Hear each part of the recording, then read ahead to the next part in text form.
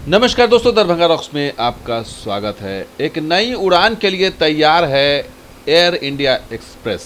जहां दोस्तों मिथिला पेंटिंग की झलक एयर इंडिया एक्सप्रेस के विमानों पर जो पीछे दिखाई देती है, अब इसका कनेक्शन वाकई मिथिला से होने जा रहा है, दरभंगा से होने जा रहा है, जो कि भविष्य का इंटरनेशनल एयरपोर्ट बनने जा रहा है।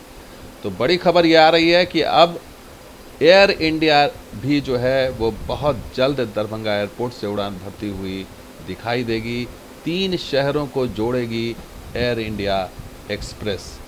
तो खबर क्या है? खबर यह है कि दरभंगा हवाई अड्डे से अब एयर इंडिया एक्सप्रेस शुरू करेगी विमान सेवा, और ये नवंबर से ये सुविधा मिलने लगेगी। विंटर सेशन के लिए इसको टाई अप किया गया है। तो 5वें साल में चौथे एयरलाइंस की एंट्री है ये दरभंगा से।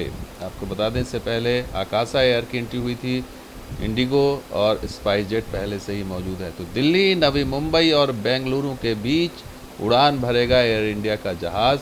ये खबर अजय कुमार मिश्रा द्वारा अखबारों में छपी है, जिसके द्वारा कहा गया है कि डीजीसीए द्वारा कंपनी को 3 महानगरों के लिए स्लॉट आवंटित कर दिया गया है, और विभागीय प्रक्रिया पूरी होने के बाद आगामी विंटर शेड्यूल से दरभंगा से ये तीनों फ्लाइट उड़ान भरने लगेगी।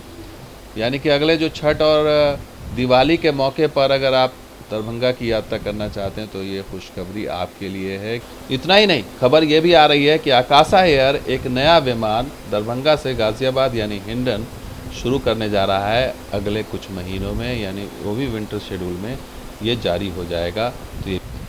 तो आने वाले दिनों में नाइट लैंडिंग की भी बात हो रही है, और साथ ही साथ आपको बताएंगे कि किराया किस तरह से ज़मीन पर आ गया है। तो पहले समझ लीजिए, एयरपोर्ट पर नाइट लैंडिंग का काउंटडाउन शुरू हो चुका है। 2 महीने के अंदर ये नाइट लैंडिंग शुरू हो जाएगी। हो सकता है इसीलिए विमानों की संख्या बढ़ रही है। दुर्गा पूजा से पहले शुरू हो जाएगी नाइट लैंडिंग, और इसको लेकर के सांसद गोपाल जी ठाकुर ने एक मीटिंग भी की थी, और वो मिले थे एयरफोर्स स्टेशन के कमांडेंट विक्रम सिंह और एयरपोर्ट के डायरेक्टर नदीम नज़ीम से, और सभी अधिकारियों के साथ मीटिंग की। और कमांडेंट से जब नाइट लैंडिंग को लेकर की जब मुद्दे पर चर्चा हुई, तो उन्होंने बताया कि नाइट लैंडिंग की सभी प्रक्रिया 2 महीने में पूर्ण कर ली जाएगी। तो ठंड के मौसम में या कुहासे के मौसम में जो आने वाले दिनों में ये समस्या ख़त्म हो जाएगी, और साथ ही साथ वॉच ओवर भी बढ़ जाएगा, नाइट लैंडिंग की सुविधा मिलेगी। इसी वजह से यहाँ पर फ़्लाइट की संख्या या नई कंपनियों को अब स्लॉट दिया जा रहा है।